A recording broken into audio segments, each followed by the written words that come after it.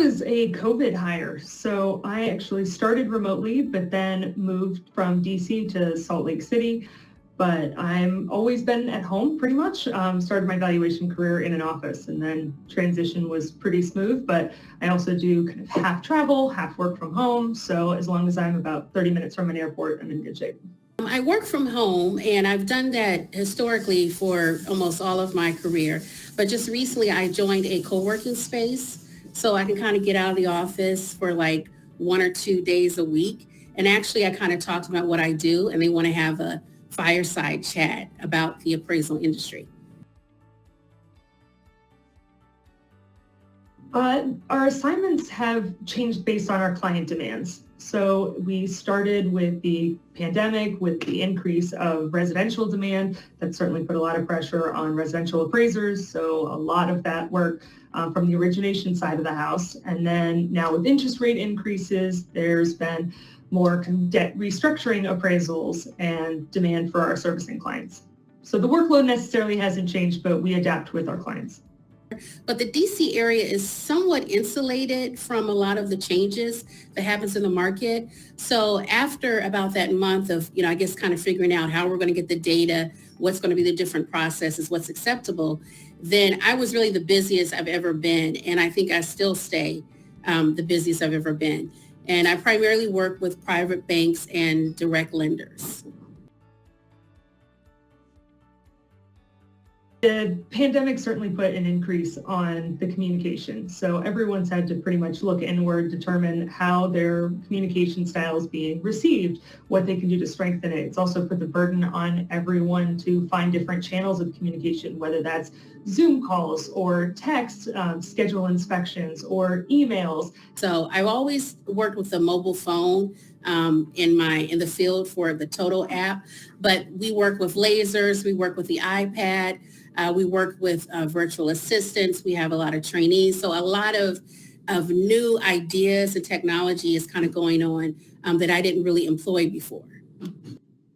The pandemic's put a lot of increased burden on managers, and burden's also an opportunity.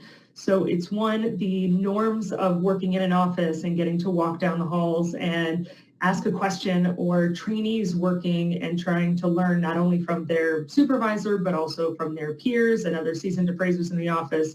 They've had to adapt the questions that they ask, the style that they're receiving, and really be mindful of not only their learning style and asking for help when they need it, communication without over-communication. So it's certainly taken away some of the norms of expectation, but it's given this amazing opportunity for everyone to look at what was fine is not what is great. So adapting to each one of your appraisers, each one of your clients, to better understand them has created an opportunity for a much more positive working experience.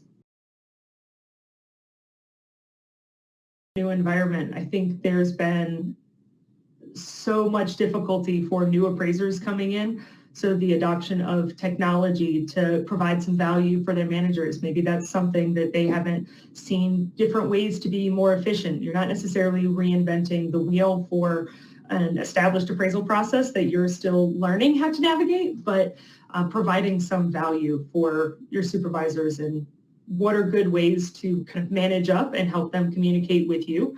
Has been a good opportunity for new folks coming in. And I think the standards of email traffic in general have been difficult for folks to navigate.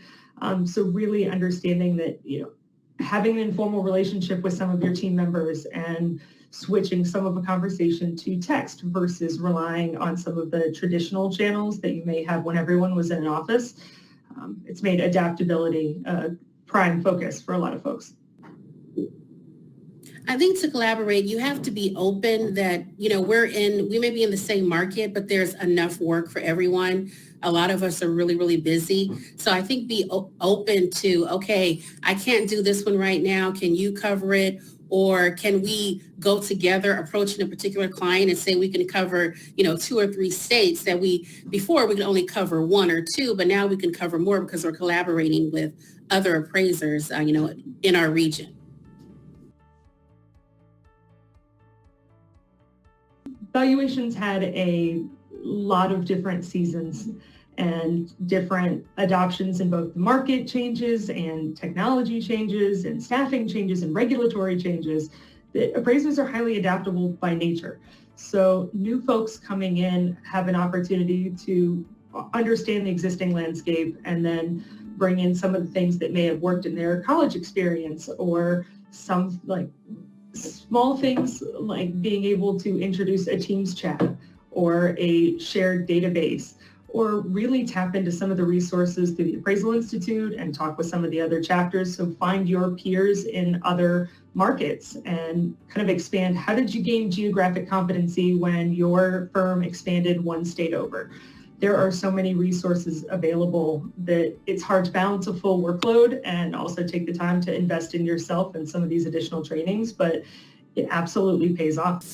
I think that what kind of happened during the pandemic, there was a lot of discussion about appraisal bias and diversity. And so the Appraisal Institute kind of answered that call with ADI, as well as PREA, which is in the works.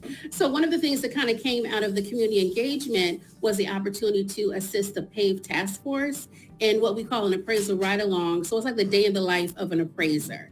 So those opportunities kind of came out of the pandemic. Because honestly, I can kind of say that I'm sort of one of those that, I'm hiding behind the camera. I'm not really saying too much, but being in the Zoom and meetings to go type environment kind of put me, felt more comfortable when I actually met people in person.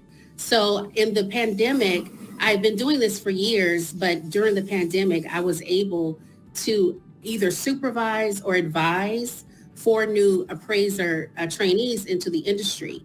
And before, I just didn't feel like I had the means to do that because I could not individually train them. But now that they can get the class, for free, and they can get the training with PREA, it kind of opens up new doors for, new people.